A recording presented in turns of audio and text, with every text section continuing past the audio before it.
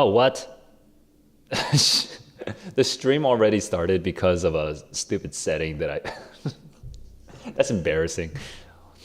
I was probably just like scratching my nose. This is so embarrassing. Yeah, I need to cut that out after this stream. So annoying. Okay. Geez. So my that's outdated settings.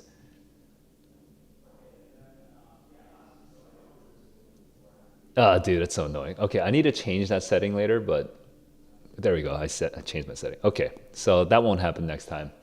Ugh.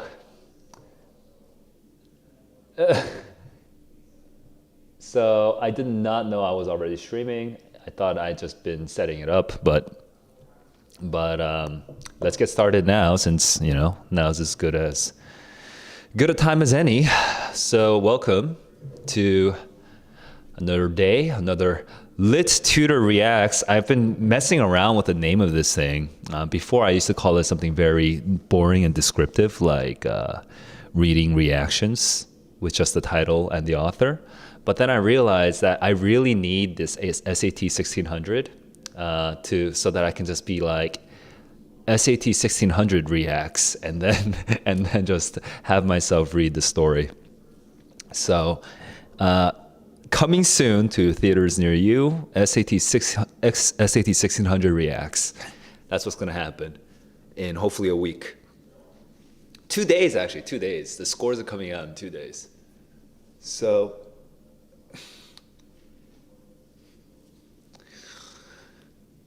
all right. Today I'm reading The Minister's Black Veil. The Minister's Black Veil. The reason I chose this story is because one of my tutoring students has to read this, and so I have to read this as well. Not have to, but I've decided to read this as well. And I want to go through.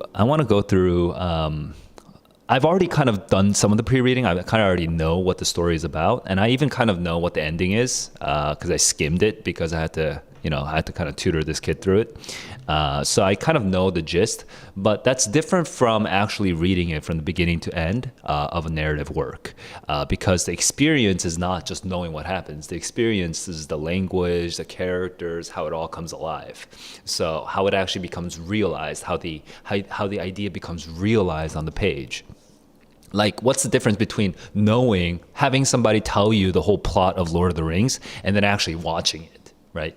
Totally different experiences. So just because I know the ending doesn't really mean anything in terms of reactions. My reactions might change a little bit, but I'm still going to have reactions because I will be able to see how the sentences, how the paragraphs, how the characters, how the plot all come together. And hopefully that will lead to some interesting reactions because I'm hoping for a good experience with this story because I actually have some. I mean, it's been a really long time since I read Nathaniel Hawthorne, but I have some good associations there. So let's get into it.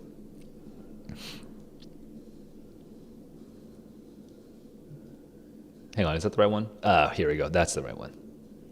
And let me do a quick update here.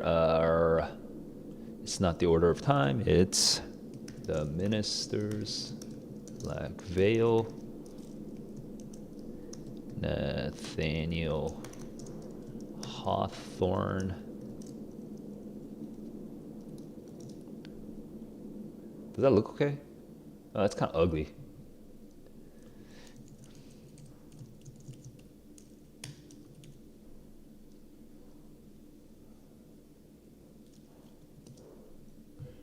I want to move the YouTube chat into here. Let me see if I can do that.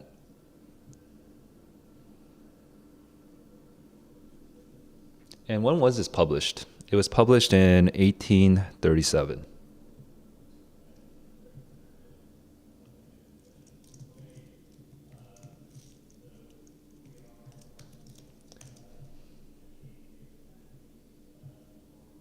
Yo, that's hella ugly.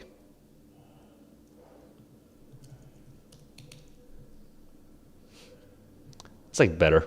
All right, I'm gonna work with that. And can I bring the YouTube chat over? Give me a sec. Minor, what do you call it? minor technical issues.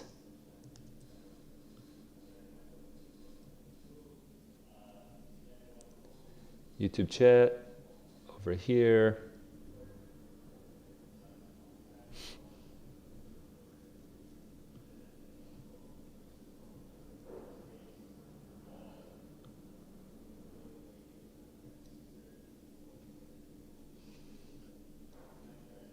And what's this link? It's been a long time since I've done a reading reaction, so I just haven't set all this up. I was gonna set this all up before, but then it auto started, so you know, no luck there.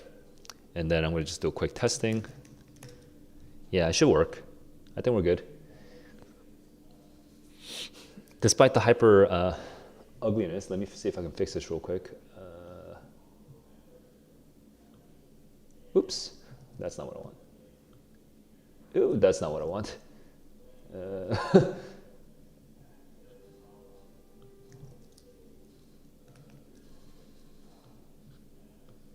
That's what I want. Okay.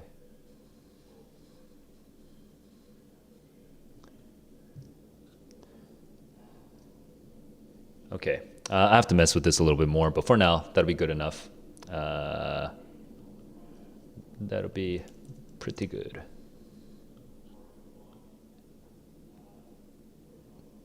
All right, and now we're about to get started on the reading itself. Yo, what's up, me? What's up? All right, so The Minister's Black Veil, 1837 by Nathaniel Hawthorne. Let's see if I can get some interesting reactions. I know the parallel. I know the sort of message of the story. Let's see if I can get into it. So here's what I basically know. So this is actually just the text itself. So I'm going to go to Wikipedia. I'm going to do pre-reading right now just to show you the parts that where my focus goes, okay? Because I want to do pre-reading to like focus on like to find things that make me want to read the story, that make me interested in the story. Because in real life, I'm not going to ever read something that doesn't interest me. What am I doing? I'm reading a story. Reading a story. So I'm going to go into the Minister's Black Veil. Here we go. Zoom in a little bit so you can see a little better. This is the plot summary, which, you know, whatever. May have been inspired by a tree event, which, whatever. See, that's the problem with anything that's like super popular in school. It's like extremely analytical, like symbol.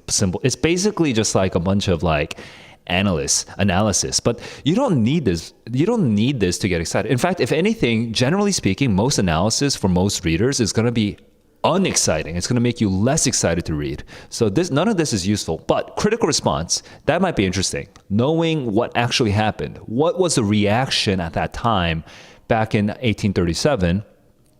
So this might be interesting, might not. Let me just double check. So I'm looking at this thing over here, which is a complicated sentence. Grace and sweetness of such papers. Okay, so apparently one person didn't like it, but there's no detail here. Why didn't they like it? That's completely useless to me. Okay, Edgar Allan Poe offered critiques who writes, high imagination gleam, but versatility. Okay, this is too broad. It's not helpful for me. It doesn't make me excited whatsoever. So I need to go into Minister's Black Veil.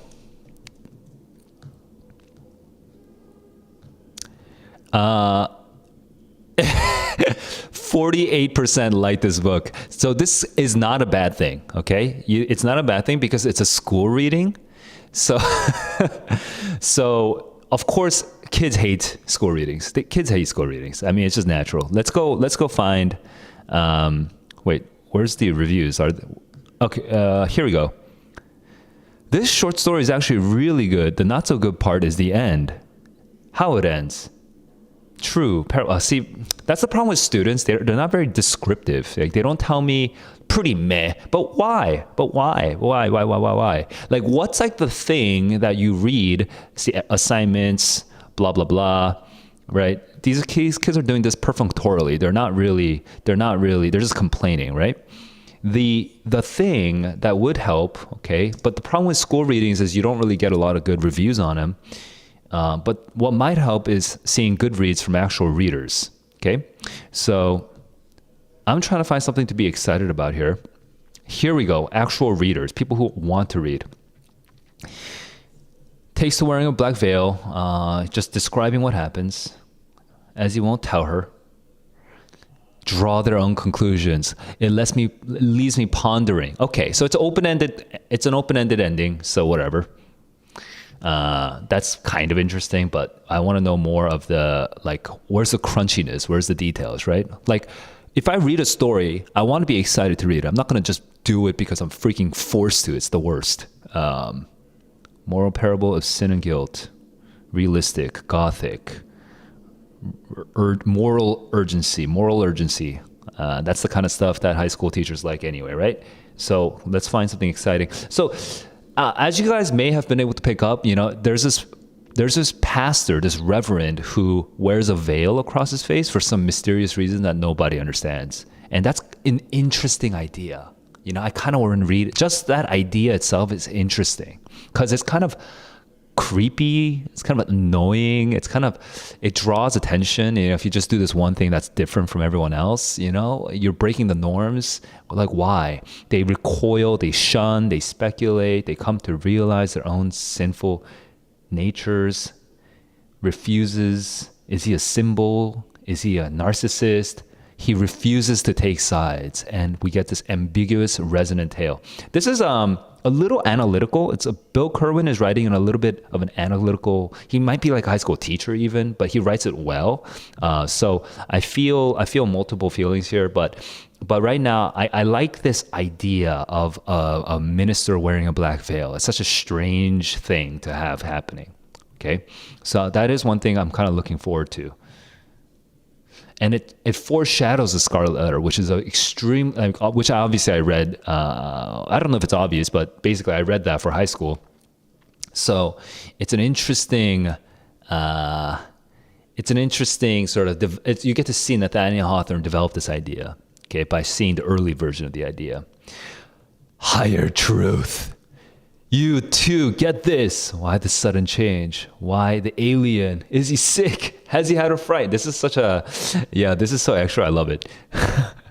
The road not taken. Oh, yo, this guy's love these fragmented paragraphs. Full 5 stars, true American it costs pennies. Isn't that the way God sees it? Yo, so much energy from this guy.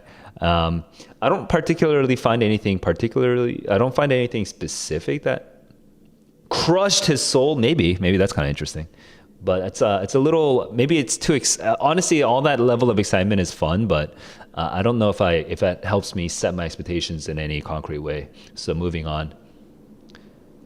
It's one that stays with me. Good. I'm seeing somebody moved. This is a person who's moved, who's not writing in a highly analytical way. This person's actually moved. That's good. Remains open. I'm left to perpetually ponder. Stays in my head. Okay, it's getting a little analytical. He's boring. He doesn't create love. Okay. And something, ooh, look at this creepy picture. Ooh, very creepy. Naturally, his flock asks the obvious question, why? There's many ways. The fickly nature of their own grasp on faith. So I think a lot of Christians like this story. Okay, like what's the true nature of our human? Like what's true human nature? And in the Christian conception of it, we have an original sin, and we're always trying to through the grace of God, right? Our sin has been atoned for, but people have to know and accept that they have this sin and that they need forgiveness from God, right? So I think Nathaniel Hawthorne. Actually, I want to look into this. Was he a straightforward, was he just a Protestant Christian, or was he not?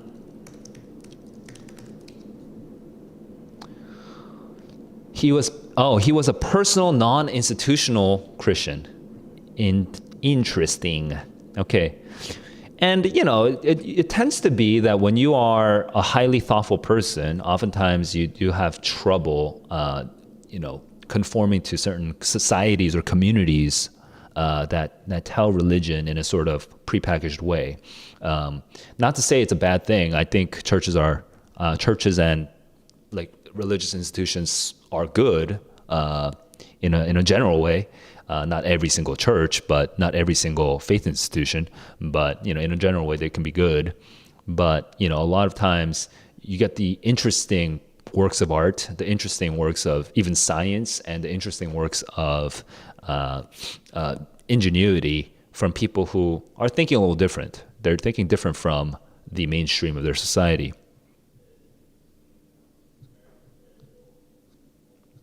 Often center on the inherent evil and sin of humanity with a deep moral message and psychological complexity, which that's true. Hawthorne has that. Hawthorne has that. Dark romantic.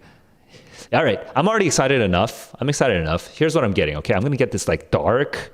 I'm looking for like this sort of dark, like slightly creepy, little unnerving situation, right? With Hawthorne.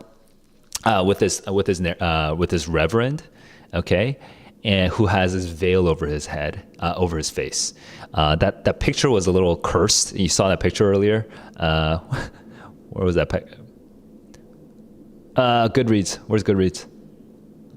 I need to find it. But that picture, that sort of drawing that somebody made, that was pretty cursed. I like it. Was it here? I don't know. This smile is very weird. I don't know about the smile, but okay.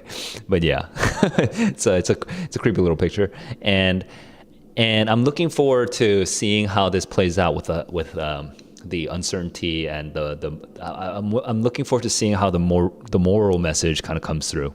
Okay, because Nathaniel Hawthorne is not going to be a sort of didactic, bonk you on the head with some obvious tale type of writer. Okay, he's gonna creep into you. He's gonna wind and curve and sort of snake into you. So I want to figure that out. I want to see how that works out. All right, here we go. The minister's black veil. Oops, not summary. Nope, sorry, that's the wrong link. Okay, here we go.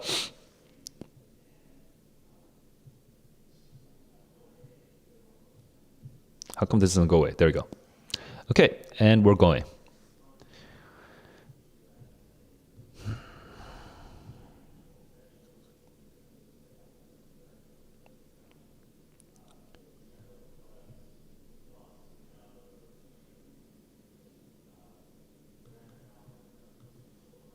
Meeting house. Okay, sexton. What's a sexton? Someone who looks after a church or churchyard, an officer of the church or synagogue or whatnot. A team of sextons may exist in larger churches. So meeting house must be a church meeting house. He's pulling at the bell rope. Children are happy. Sunday close. Okay, it's Sunday. Okay, so the bell. Okay, so it's there. The church bell is ringing. The church bell is ringing. Okay, right now the scene is we're at a town. There's a church bell that's ringing. Children are kind of frolicking around. Boys are thirsting for the pretty maidens. Everyone's feeling good.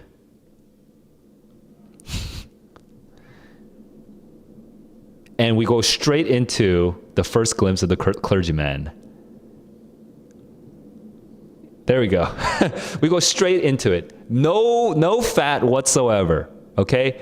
No long, slow exposition. Right into it. Okay? We're going right into happy people, and then, but what has good Parson Hooper got upon his face? Cried the sexton in astonishment. Okay, here we go.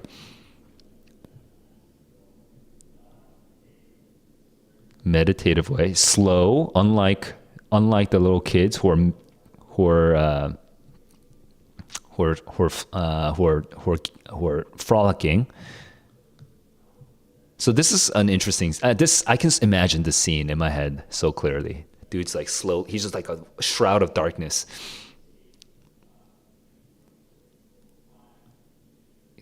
Some strange minister were coming to dust the cushions of the pulpit.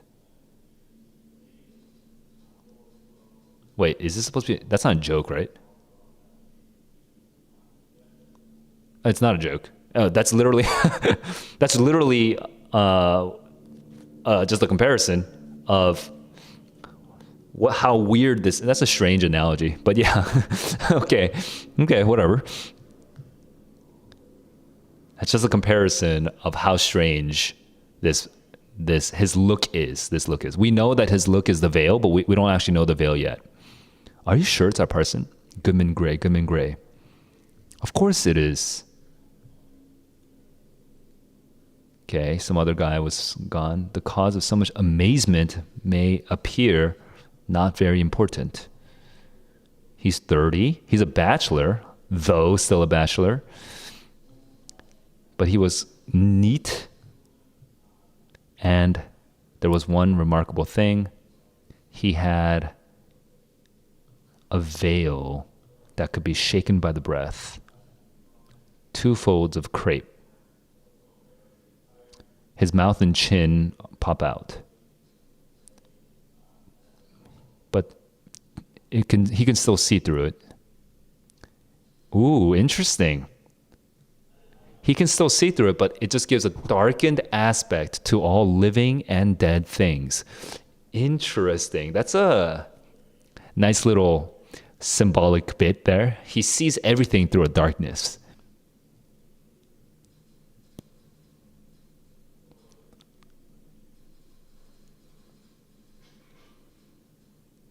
I can't really feel as if that person is really behind that crepe. I don't like it. Something awful. He's gone mad. Okay, so we're getting all the people just like flipping out. Sure. They're all astir. They can't refrain from twisting their heads. The boys are clamoring. Bustle, variance, so noisiness, and then a hushed repose. Because he's quiet. So we're contrasting right now. Noiseless step. Oldest person. So the oldest person is there. So multiple generations right now, and we're just seeing him kind of spread his chill on all these people.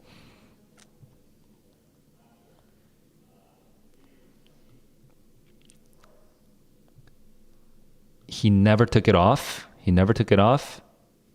It shook with his breath. I love this detail, man. The like just like flutters a little, right? On his face. As he gave out the psalm. I don't know what that means. Like, does that mean he's handing out? Let me.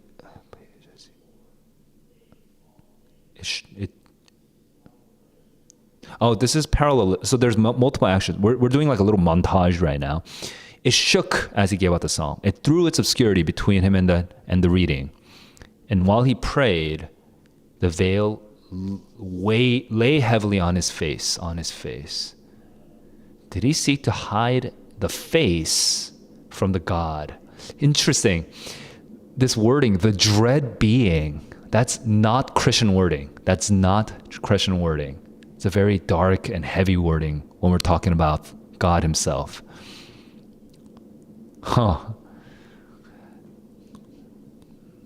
Such was the effect of the simple piece of crepe. Delicate nerves was left in house. Okay. Fearful. That's a little silly.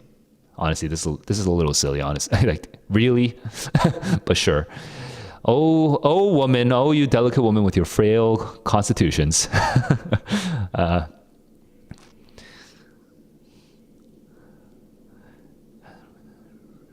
He's a good but not energetic. Mild, persuasive. He wasn't thundering. He was kind of a quiet preacher. So this is a little different from the other guy. The other guy said he's a boring preacher, but I don't know if that's the same, okay? Boring preacher. The reviewer said boring preacher, but he's just a quiet preacher. He's not like a thundering preacher.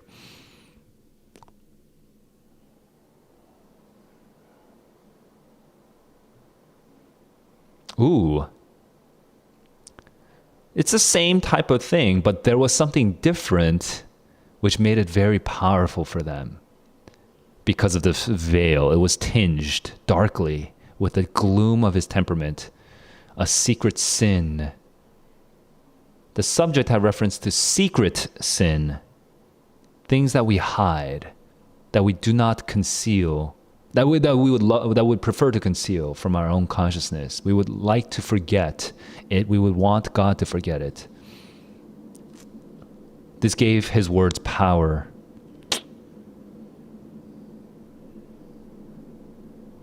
No violence. Unsought pathos came.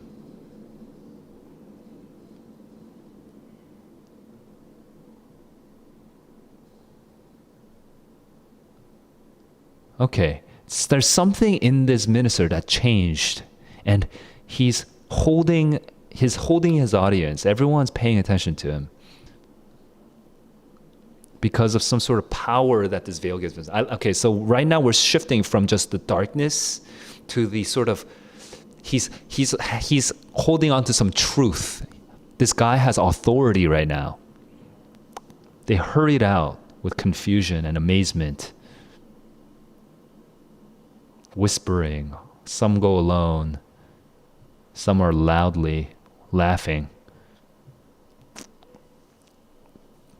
Some people are like, no, man, they're being skeptics. Oh, they're being realists here. Oh, no, his eyes are weakened, sure. That's kind of funny, actually. And he's saluting, he's greeting the young, he's being such a weirdo. He's being a total weirdo. Strange and bewildered looks. No one tried to walk by him.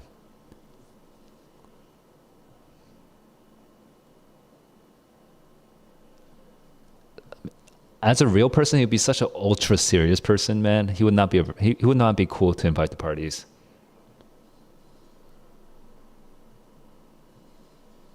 How strange that a simple black veil should become such a terrible thing.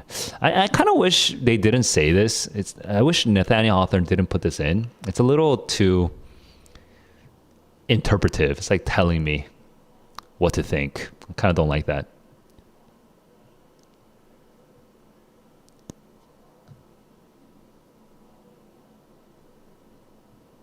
Makes him ghost-like. See, this one's better. Do you not feel this? It's not. I still don't love this, but it's better than the previous one. Men sometimes are. Hang on, what? I would not be alone with it. I wonder if he's not afraid to be alone with himself. Men sometimes are so. Like, what does that mean? Men are afraid sometimes of being by themselves because they might just jerk it or something. I don't know. Like, what is he talking about here? If anybody has an insight as to what this guy is saying, I have no idea. The afternoon service is attended.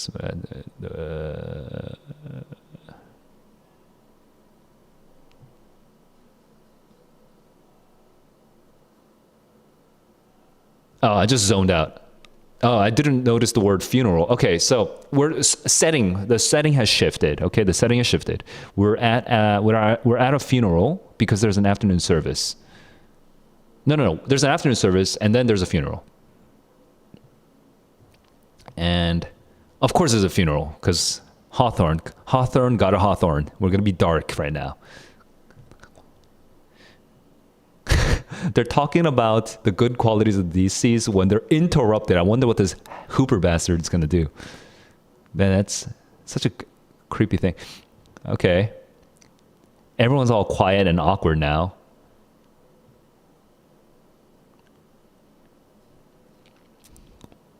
Could Hooper be fearful of her glance? Hang on, what? Hung straight down from his forehead that she could see his face. Oh, Interesting. So he only reveals his face to a dead woman. Nice and creepy. All right. He's only revealing the face to a dead woman. Everyone else around him can see him, right? They can see him. They can see the veil hanging over. And so his face, it's like in Harry Potter, what do they call that? Like the death suckers or whatever? Like, the veil is covering his face, right? So on the side, they can't see him. But then, like, she gets to see his face right there, like a weird connection, like a weird intimate connection with a dead person. What a creepy little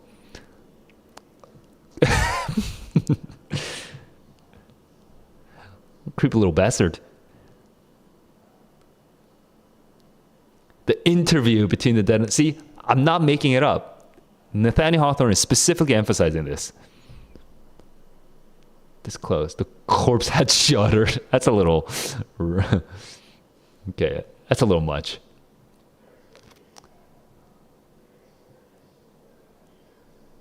A witness, yeah. The only witness is a superstitious old woman, which, okay, thank you for being less ridiculous.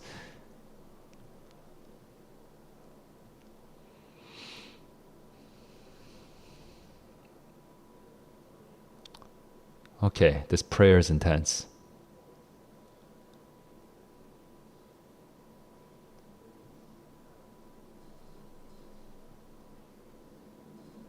Wait, hang on. This sentence is hard.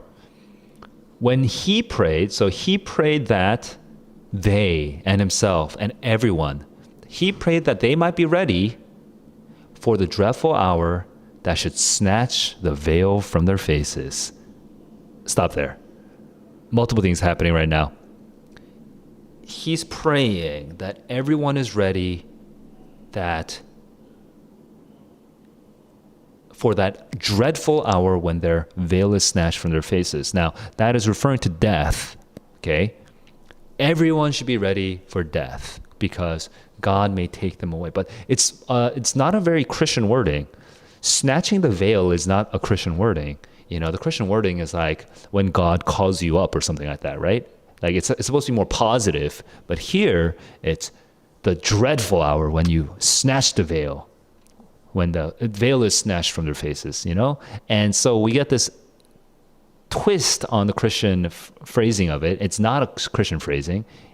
We're having a veil snatched from our face, but then it's weird because everyone has, right? He's the one with the veil. So why is he talking about everyone should be ready when their veil is snatched, And they're trembling, listening to him. It's like, they're all like, what? All right. Why do you look back, said one in a procession. I had a fancy that their spirit were walking hand in hand. So had I. Everyone's all hallucinating. They're all creeped out. Okay.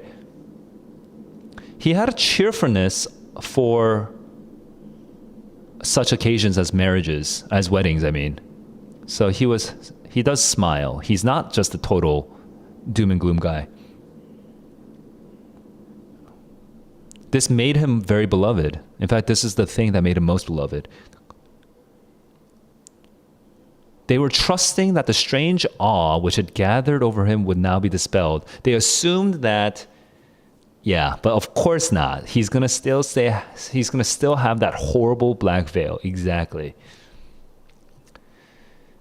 So I'm not going to make predictions because I already know the ending of the story. I'm not going to make any predictions, but but I can see how it's all coming together, So maybe you guys should just make your own predictions right now. What's going to happen?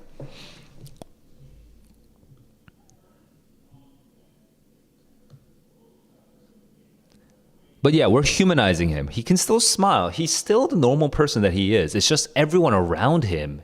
See, and that's one theme that's coming through right now. That's one clear fact that's coming through right now. He himself hasn't changed that much. It's just the people around him that we're paying attention to. We're not looking at the fire itself. We're looking at the smoke around it. Everyone's trembling. If ever another wedding were so dismal, the famous one where they told, that must be an allusion to something. I don't know what that's alluding to. Tolling the wedding bell? Wedding knell. Knell being the bell that you use for death. Let me actually look up the actual, like I've never, the sound of a bell for death. Yeah, I mean, I was right. But I guess there's a separate bell specifically for funerals, and it's called a knell, and I don't know what it sounds like, but I'm suddenly curious. I want to know what a knell sounds like. Sound of a knell.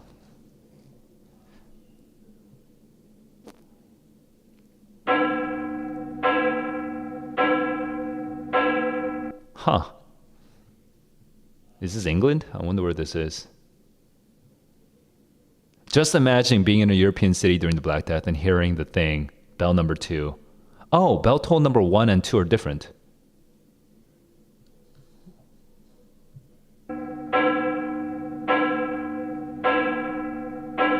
Okay. Ah, that's where we are. That's darker. That's darker. Yeah, I can get into this. Yo, this is the sound that we're supposed to imagine. Yo, this is so satisfying. I'm really glad I looked this up. Dude, that's intense, man. That's the background to this. That's the backing track to this story. Okay, here we go.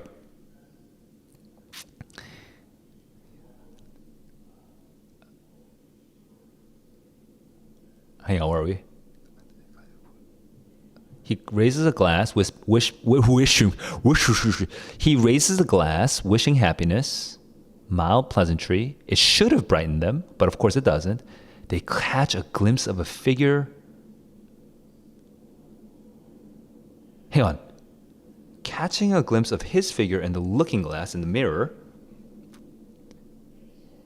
The black veil. Wait, who catches this? I think it's himself. He's seeing himself in a mirror, in some mirror somewhere in the wedding hall, and it involves his own spirit and a horror with which it overwhelmed all the others. Okay, it overwhelms all the others with his horror. His frame shudders. He spills the wine and rushed forth into the darkness. For the earth too had on her black veil. Weird. So he's in the middle of a wedding ceremony and he's trying to be cheerful, but then he suddenly sees the black veil of the earth and he spills the wine. So everyone is upset now. He's ruining this wedding, man. Worst pastor ever. I'm being a little ironic there.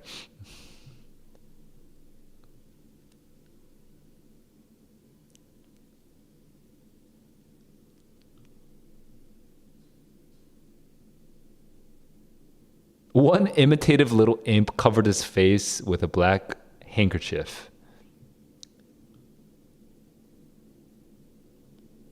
Okay, well, that's cute. I'm going to move on.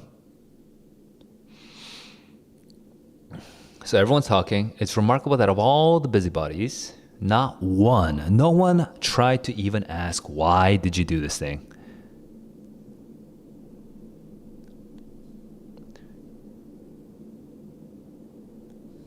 Previously, people would always chat him up.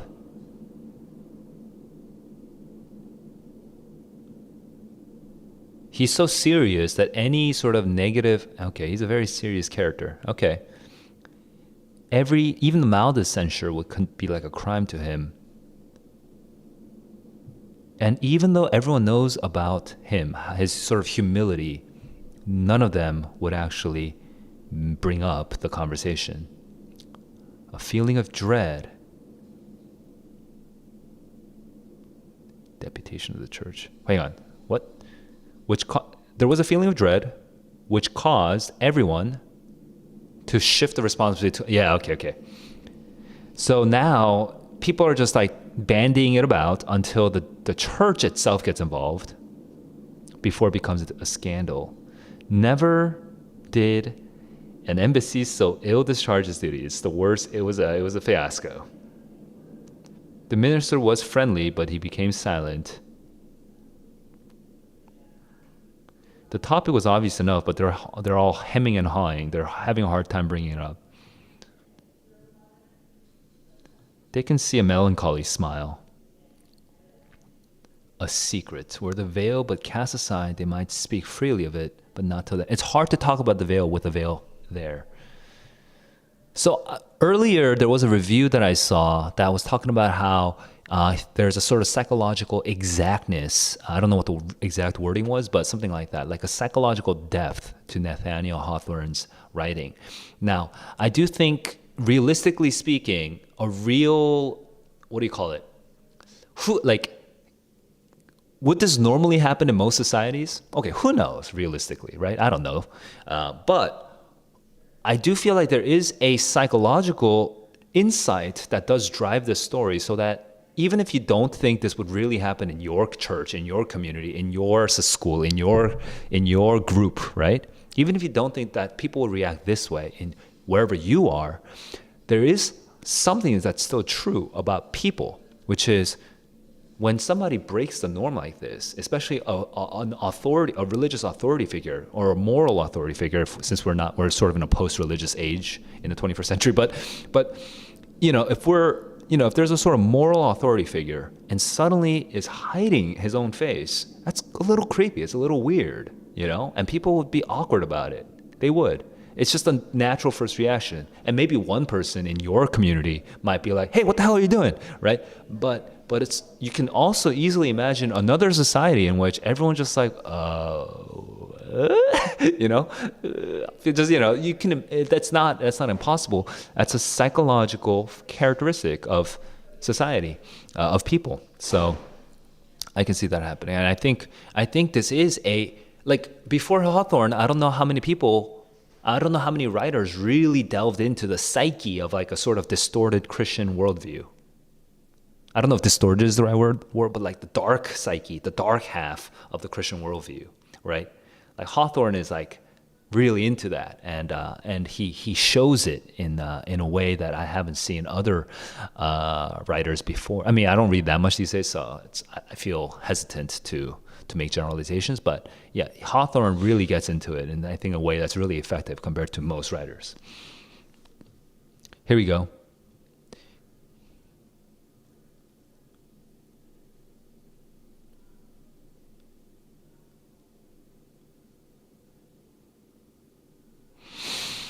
Unappalled. There's one person unappalled. So, cool. Right now, stop there. Good. Because things were going to get pretty repetitive if people were just freaking out the whole time. Now we're getting a shift. We're focusing on somebody who is different from the rest.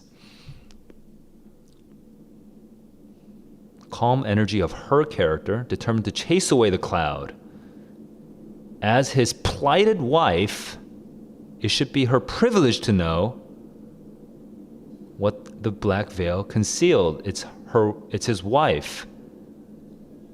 At the minister's, wait, what? Wasn't he a bachelor? Okay, wait, hang on. Am I confused? Where's the 30-year-old thing?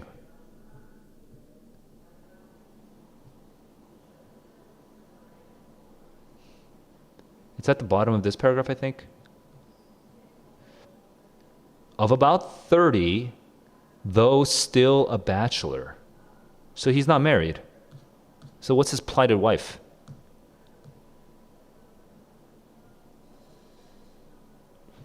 Is it over here? Yeah. Where's his plighted wife? As his plighted wife, it should be her privilege to know what the black veil concealed. At the minister's first visit, therefore, she entered upon this subject with directness. Made it easier. He seated, she fixed her eyes on the veil, but could not see the dream. For her, she doesn't feel the gloom that everyone else feels. It was just a crepe. For her, it's almost silly.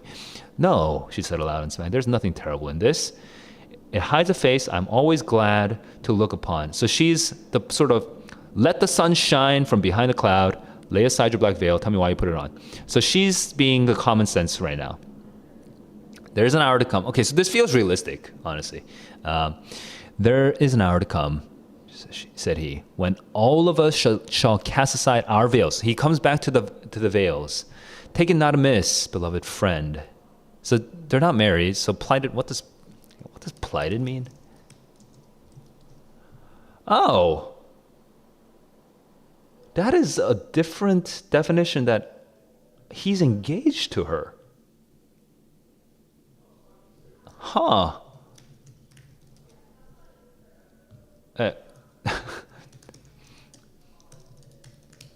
Oh, okay. I didn't know that. I mean, come on. Who is not and has never been married? Does bachelor have a different connotation that I don't know? No, it's I did not know this definition. A young knight who follows about banners of another, but yeah. So it's exactly what I was thinking.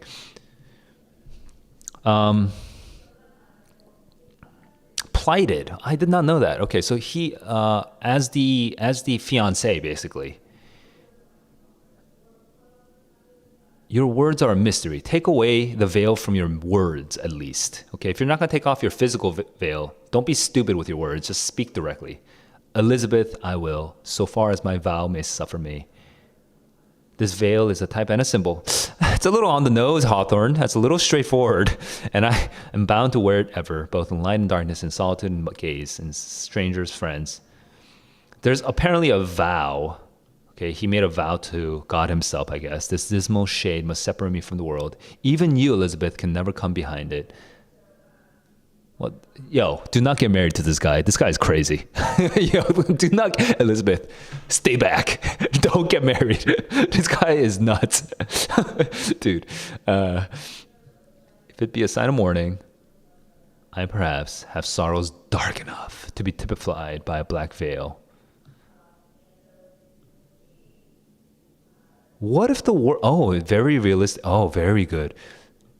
Beloved and respect. Now people are going to think of a secret sin. Come on. Be a proper pastor. People are going to doubt you now. She's getting red. There's rumors already. Of course. His mildness does not forsake him. There's rumors. If I hide my face for sorrow, there is cause enough. If I cause it for secret sin, what mortal might not do the same? Oh, he's being tricksy, man. He's avoiding the question. If I hide my face because I am sad, okay, that's good enough. If I cover it, he's not answering which one is which. He's just saying, if what you're saying is true, then why wouldn't anyone else do the same thing? Everyone should do this thing. Annoying. Unconquerable obstinacy. Okay. Maybe he's crazy. See, every time I make like a sort of snide remark where I try to deflate the seriousness and I try to make it more realistic, right? Nathaniel Hawthorne comes and follows up by basically hanging a lampshade over it. He's hanging a lampshade over it. He's acknowledging it. You know, he's talking to readers like me. He's like, yeah. I know you're gonna react by calling him a crazy person. So, you know what? I'm gonna take the words right out of your mouth, and there you are. Maybe he's a crazy person, right? There, are you satisfied? Right. That's basically what Nathaniel Hawthorne is doing to me right now. So he's staying ahead of me, which is good. It makes it fun. The tears roll down. It is a little, yeah. Dude, you don't want to.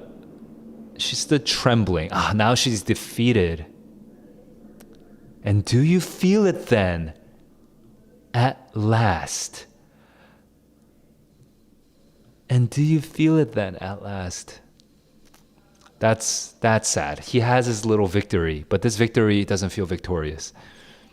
This is I will remember this sentence. And do you feel it then at last? I wish Nathaniel Hawthorne took this 3 words out. Kind of just wish he let me just imagine it. And do you feel it then at last? She made no reply. He rushed forward, caught her arm. Have patience. Do not desert me. Hereafter, so basically in heaven, there will be no veil. Wow, it's a mortal veil. It's not for eternity. You do not know how lonely, how frightened, how alone. Then farewell.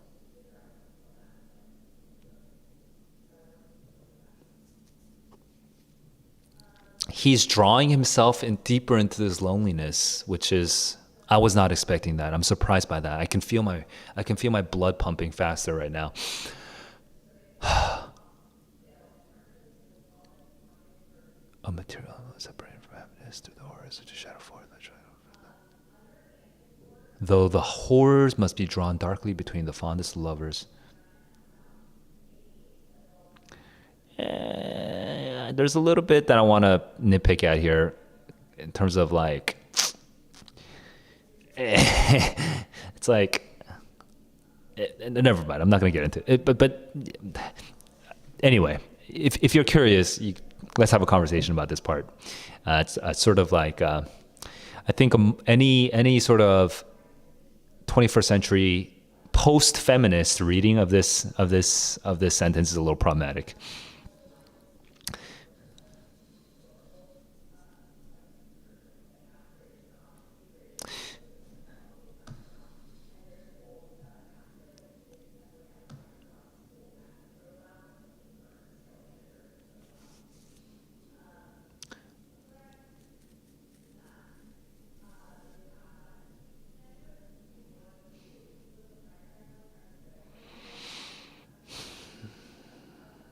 A bugbear.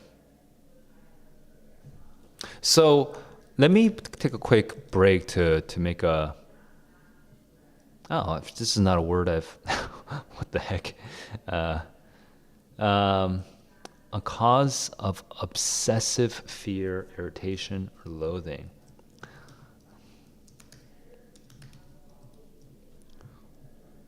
A goblin.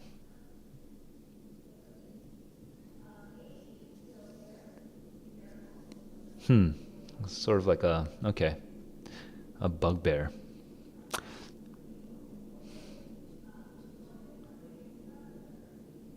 By people who claim the superiority to popular prejudice, basically people who think that they are being very rational, it's just a whim. They're rationalizing it away.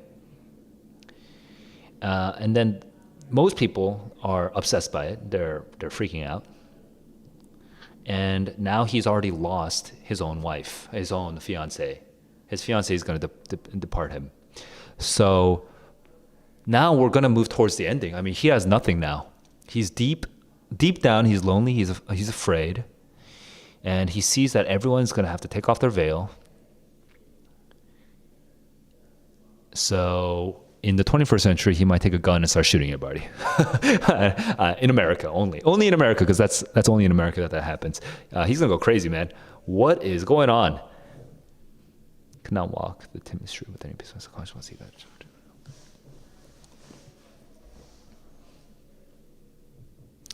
Some people are going to actually specifically troll him. They're going to get in his way. So he has this lonely insight to a deep truth that no one else knows, only he knows.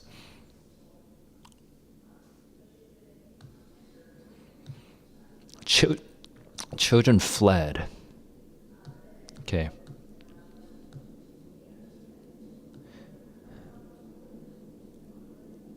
See, he himself hates the veil. That's the thing. He's not doing it like a show. He hates it, but he's doing it. It's like his sacrifice, which is also a motif in Christian thinking, right? He is what's that? What was it? A thorn in my side.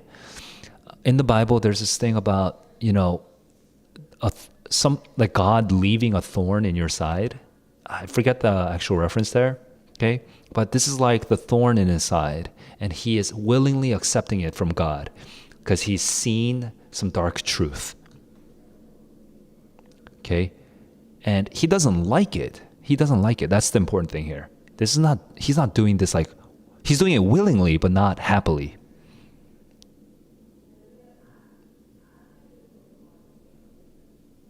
And everyone thinks that it's actually some sin that he's hiding, but now it's becoming clear he's not hiding a sin.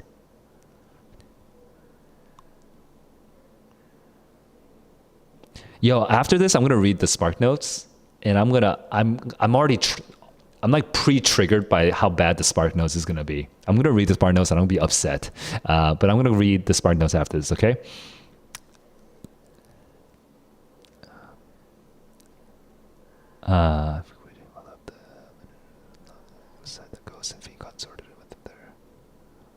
Groping darkly.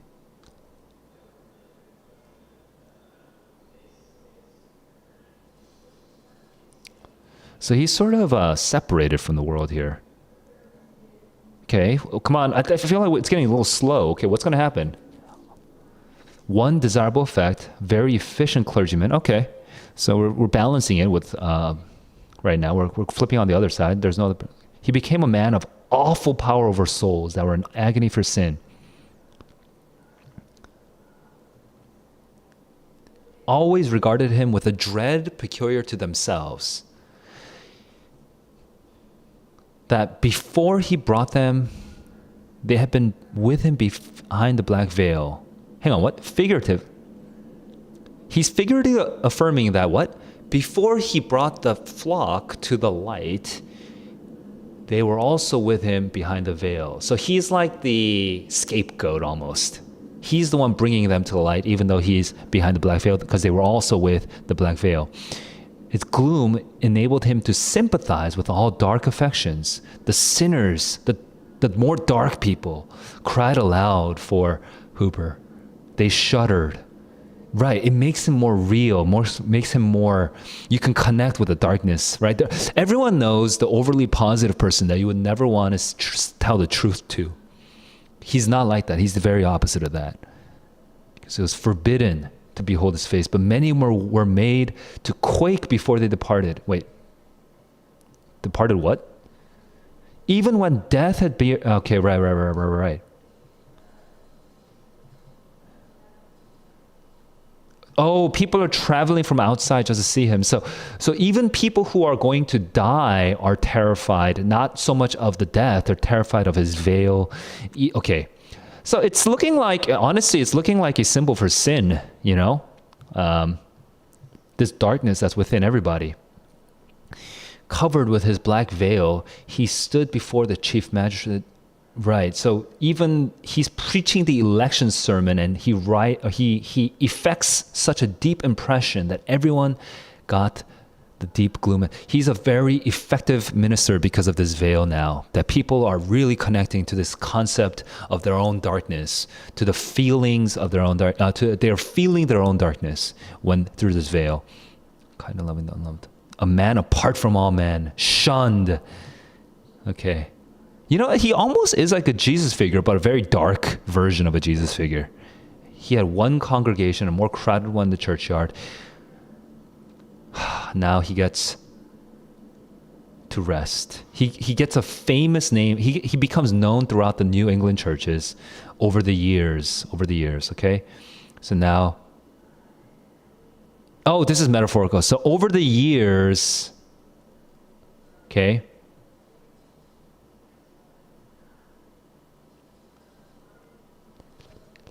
Over the years, he gains reputation.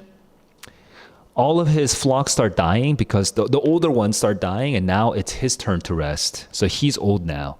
He's about to die. In the death chamber of the old clergyman. Natural connections, he had none. He had no children, is what that means. Basically, Elizabeth, she left. I mean, which, of course she should. You know, how are you going to get married to a person like this? But there was a decorously grave physician, okay? Someone who's going to help him to die in peace. There were deacons and pious members. There was the young reverend who's going to take over. There was the nurse. Calm affection had endured. Who but Elizabeth? Wait, does that mean she's here? That was not.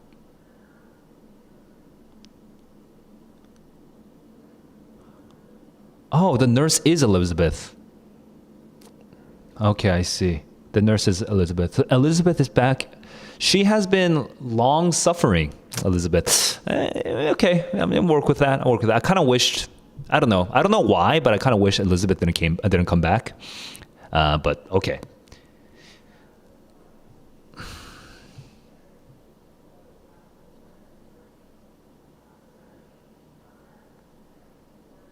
Hang on, what?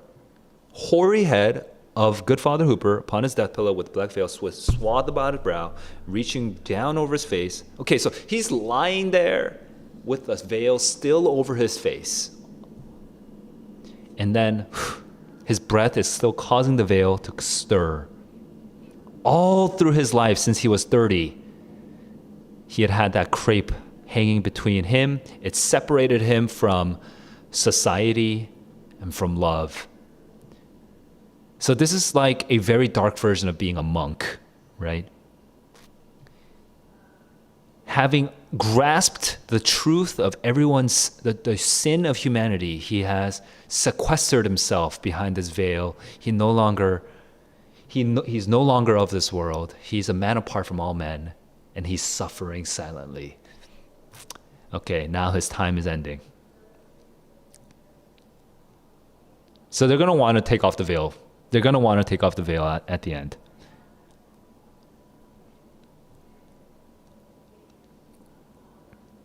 He still showed an awful... So he's being very careful to make sure the veil doesn't slip aside.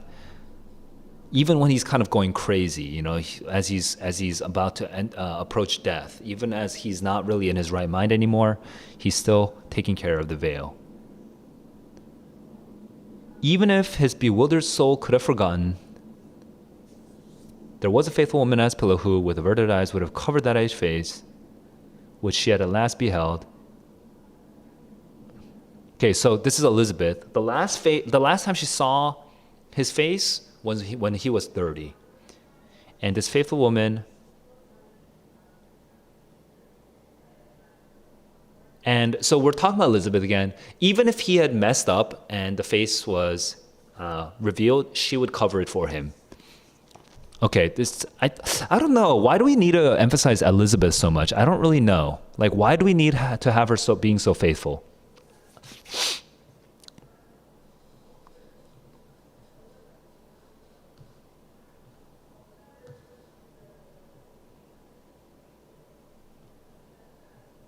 Okay, he's fading. The moment of release is at hand. Are you ready for the lifting of the veil?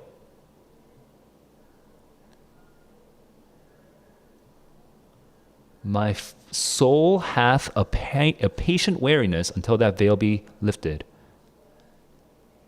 So this veil is a metaphorical veil right now.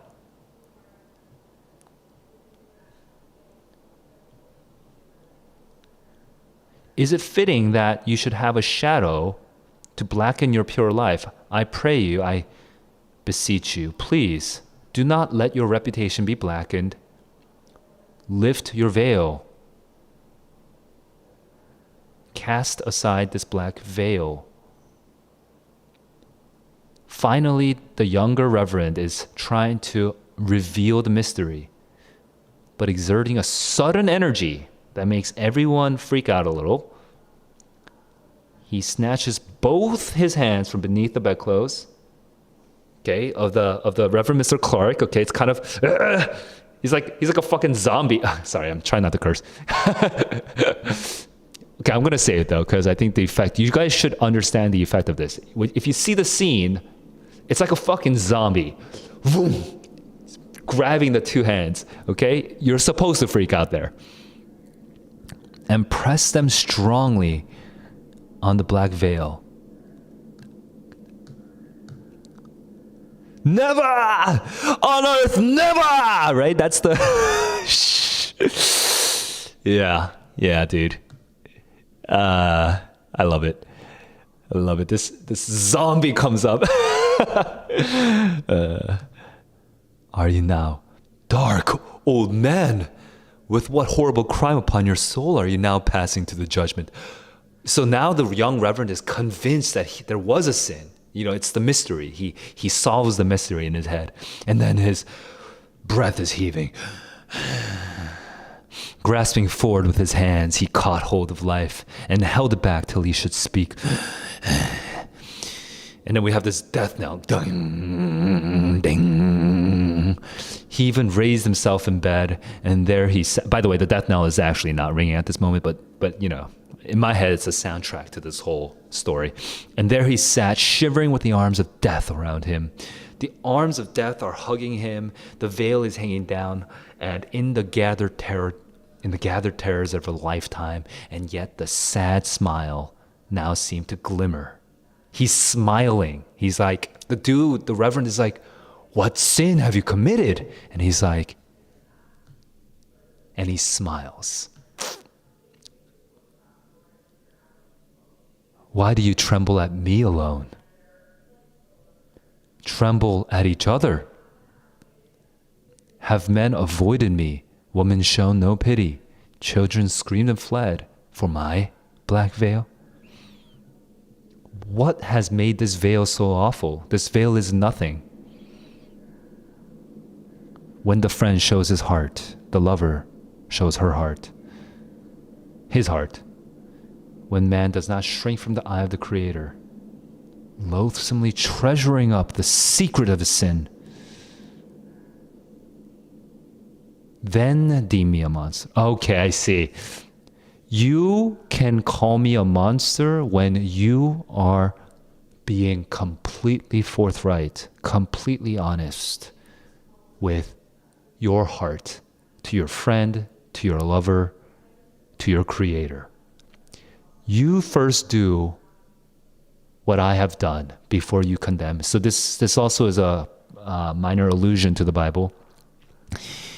He who has no sin cast the first stone, right? If you can also be completely open and honest about your sin, then you can consider me a monster. I look around me on every face there is a black veil. All you motherfuckers have a veil on you. And they're all shrinking. They laid him in his coffin. He dies, I see. He fell back on his pillow with a smile. They laid him in his coffin, and they bore him to his grave. And the grass sprung up, and the grass died. And the stone got grown over with moss, and now his face is dust. But the veil is still there. I wish, the formatting of this PDF sucks. I really wish that there was a large space. You can't see my hand, but I really wish this was like blocked out so you could at least just sort of like suck in the sort of air of death, you know, like just, you know, have that death just come in and just sort of linger with that death for a while before reading this note. Because the formatting of this, if I was Nathaniel Hawthorne, I'd be really annoyed that somebody published my work like this. I'd be really annoyed because it really ruins the feeling of the conclusion when you don't have the note on a different page. So annoying, honestly. If I was like Nathaniel Hawthorne, because this ruins that feeling. I tried to convey the feeling, but like I couldn't help my eyes just going down here because it ruined that conclusion right there. Anyway, here we go. He's there. So we had this zoom out where he just dies, and then the grass, and then the moss, and then the fucking veil. The veil. Okay, there we go. Now we have this note. Moody, who died 80 years after Hooper, he did the same thing that Mr. Hooper did. In his case, however, the symbol was something else. He had accidentally killed a beloved friend.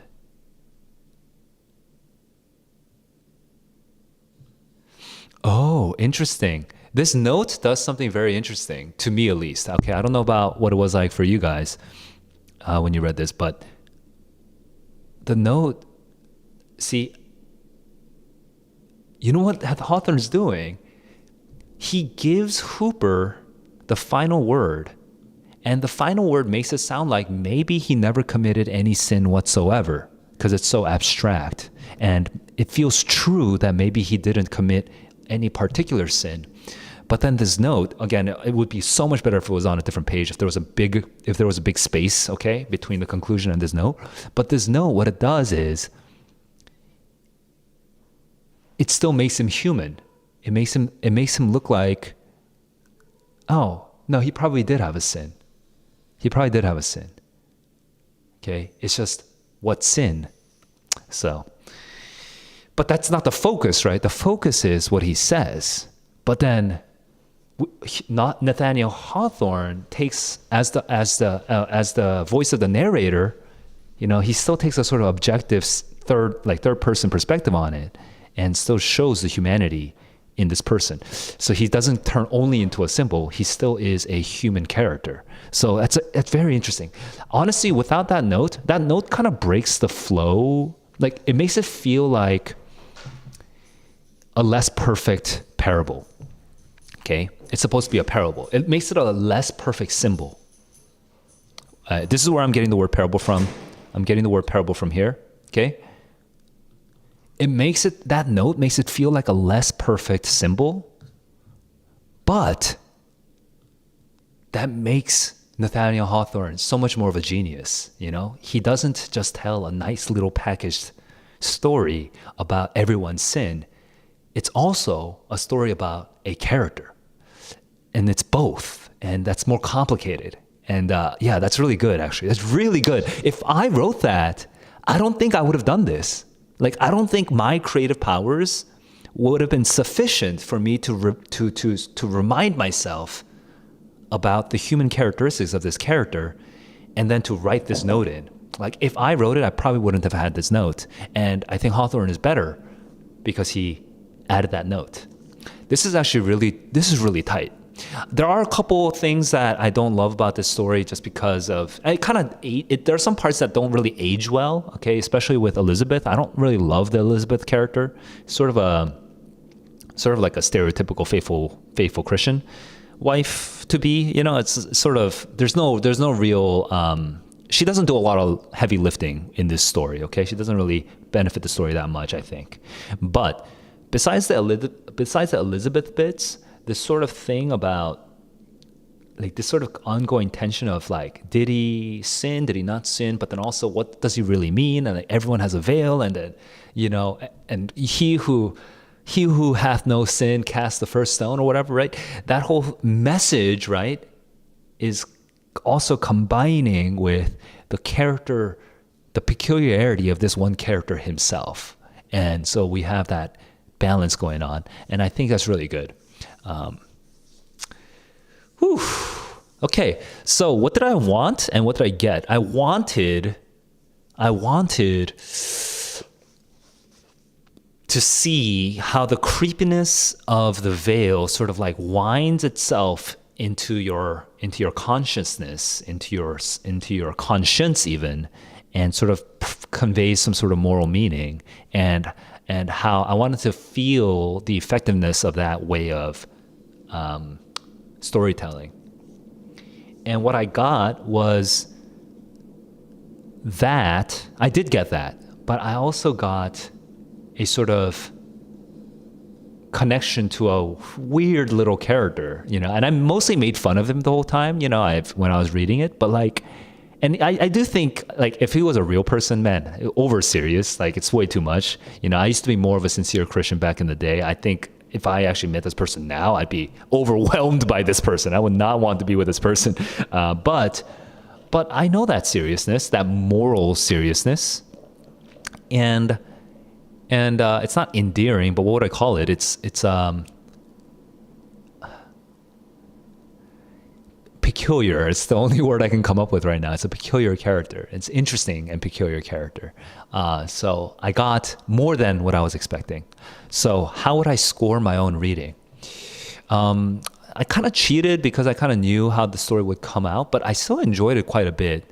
It wasn't quite life-changing, though. It was more of an interesting and fun story rather than like me personally being destroyed by the story. You know, my whole ego hasn't imploded, right, through this story. I also appreciate some of the artistic choices of Hawthorne. So my reading, I think, it's very engaged, but not at the level of like, whoa. So I would put it at A minus. I would score my reading as an A minus. I want to know how you guys read it. Were you engaged? Were you wrapped up in his world? Did you gain some meaning that I didn't? You know, was your life changed by this story? Let me know in the comments when you watch this video. And now, something that I wasn't actually originally planning to do, I want to get into Spark Notes. I want to see what Spark Notes says, because I think it's going to be pretty miserably bad. All right, let's go. Minister's Black Veil Guide. So we have Quizlet. So LitCharts seems to be more popular these days than Spark Notes. Is that right? Guys, let me know. Wait, Spark Notes doesn't exist? Oh, okay. Kind of confused. Wait, Spark Notes. It does exist, but it doesn't have Minister's Black Veil. Yeah, it doesn't have it. Whoops. Whoa. Hawthorne.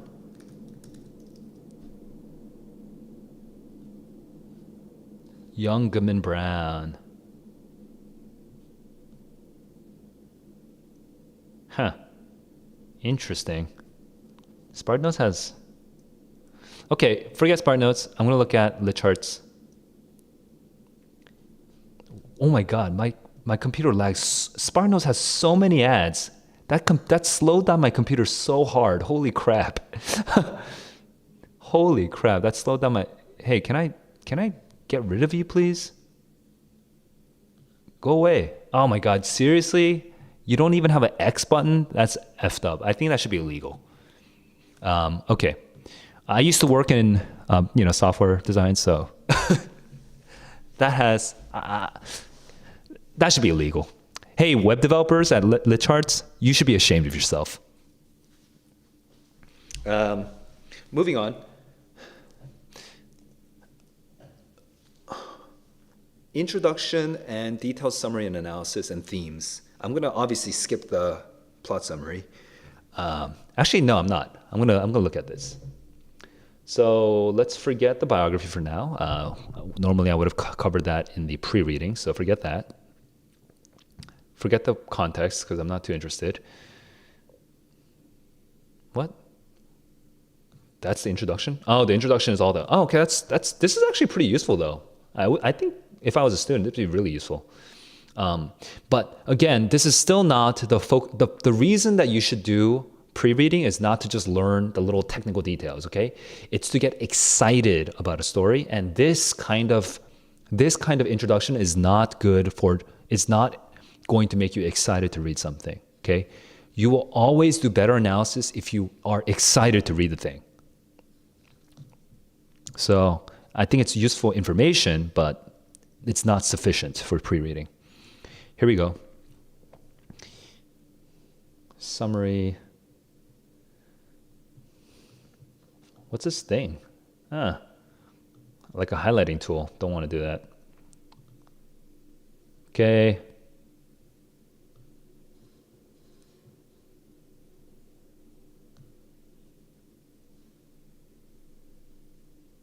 Yes. Hey, this is all at least accurate. His fiance, thank you. Fiance. Okay, we're catching everything.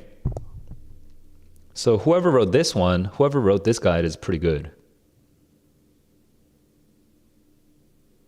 Impressive preacher, mild and pleasant, darker, more powerful, even though the narrator suggests the sermons aren't much different at all. Exactly. Yo, this summary is great. This is a great summary. Whoever is out there and wrote this at litcharts.com, I respect you. Okay, the summary so far. You're catching everything.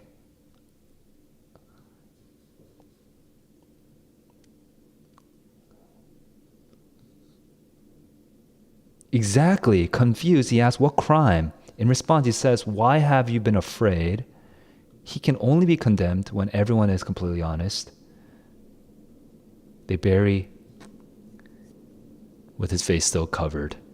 And then the moss grows and the veil remains. I kind of wish they would add that last sentence there about how the veil remains in his grave. Okay? But whatever. That's still a really solid summary. Themes. In a footnote, explains that also wore a veil for killing.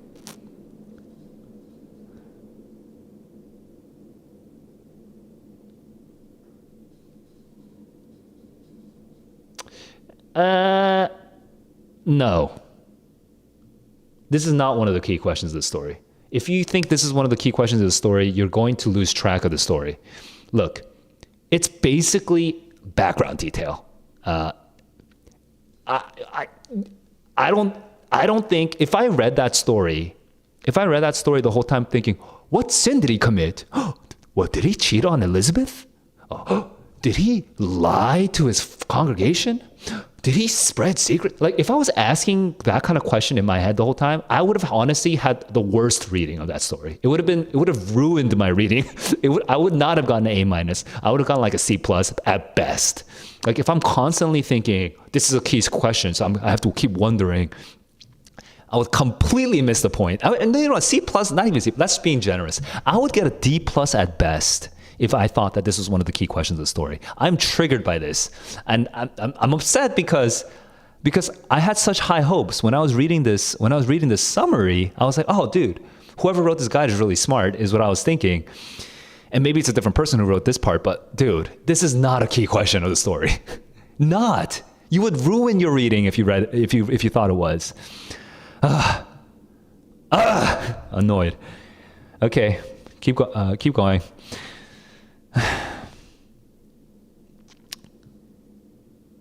I'm deflated, man. That just made me so tired to read that nonsense question. Oh my god. That just sucked all the energy out of me. Okay. On a bright Sunday in the town of Milford. Sure.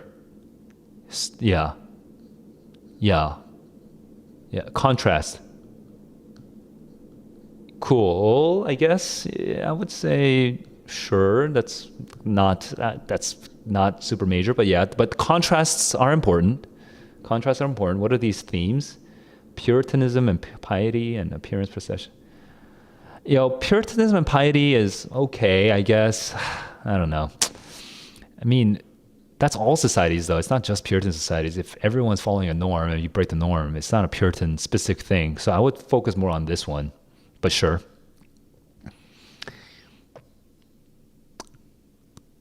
It's Hooper. Meant to present that he had to attend a funeral in his own town.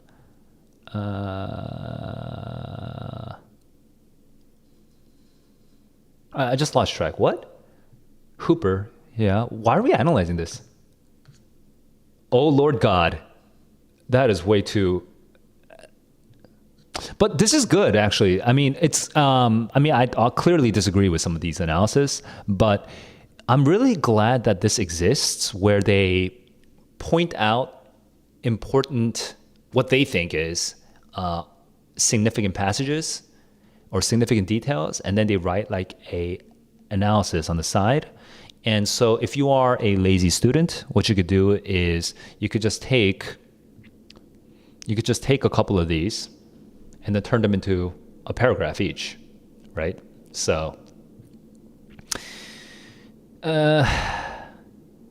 okay, this would take way too much time to read through, so I'm going to skip this. Let's read the significance first. I kind of wish the themes came first, honestly. I feel like that would make it a little easier to know what I'm looking for when I see all of this, right? Kind of wish the themes would come first, but whatever.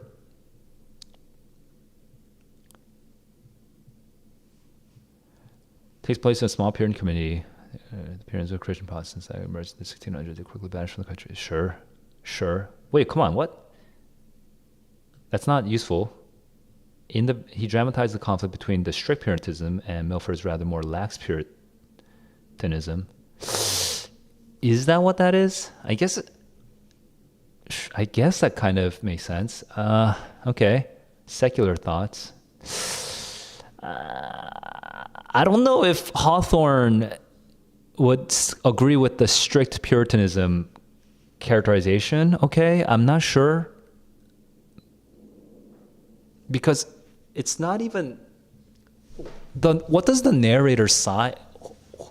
Whose side is the narrator on? Is the narrator on Mr. Hooper's side?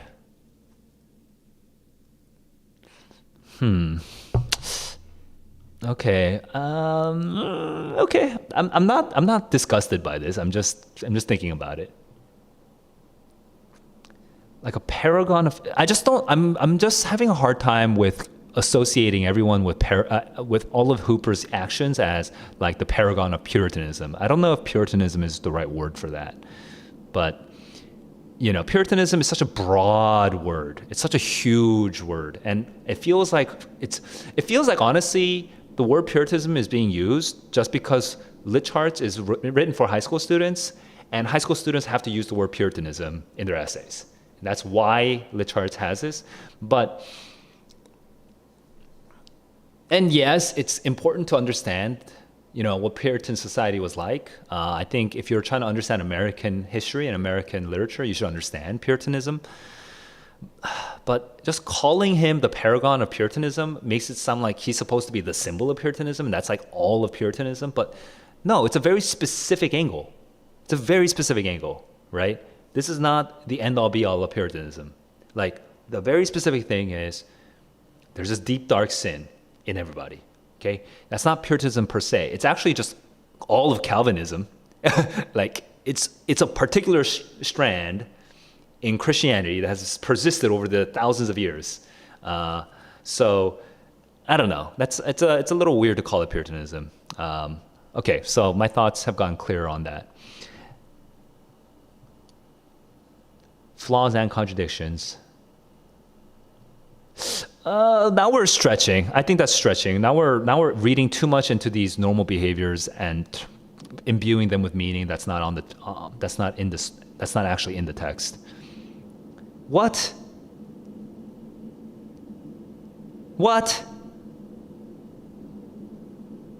While it's true that the veil encouraged people to in favor, he never shows the reward. Dude, this is a stretch. We're not criticizing that either. We have no criticism yet. But you know what? I'm less triggered by this analysis than I have been in previous times reading Spartan Notes. So this is not the worst. I think this should be better, okay? Appearance, perception, interpretation should be better. That's not a good start right there, man. That's not a good start. Watching and judging their peers. I mean, no. That really doesn't happen in the story. I feel like whoever summarized the story and whoever's writing the analysis are like two different people, man. Because it's pretty distant. Like, if you understand the story, it's very tightly focused on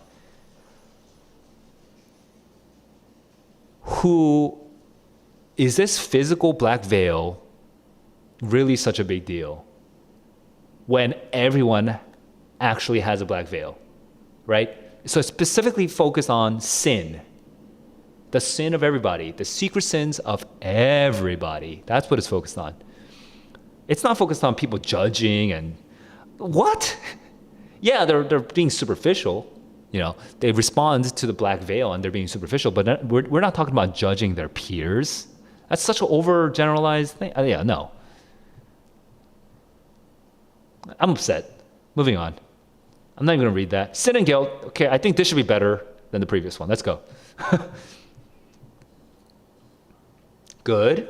Good. They're horrified, showing the sin. Good. Good. Perfect. Perfect.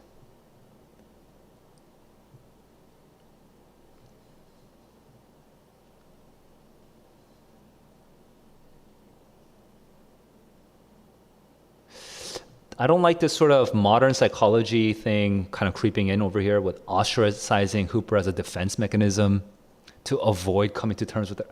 No, man, they're just being normal people. We don't need to psychologize it this deeply, but overall, very much agree.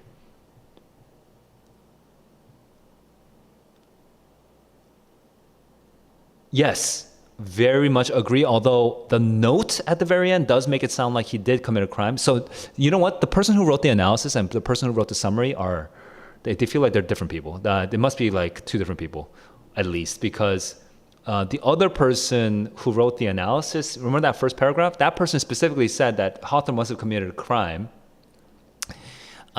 We just don't know which crime. Whereas here, it's just like, we don't know if so they're different people. Either they're different people or the person just changed their mind midway through.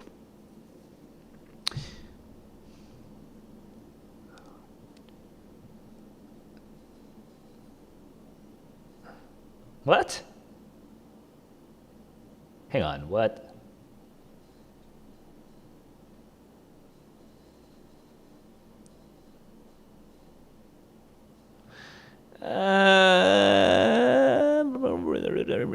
In this case, however, had a different import. A different import. Huh. I guess that is pretty open-ended. I mean, I interpreted it as he did have a sin of his own, and I think that's a more rewarding reading. I think reading it that way makes it feel more rewarding, but whatever. It is open-ended, so.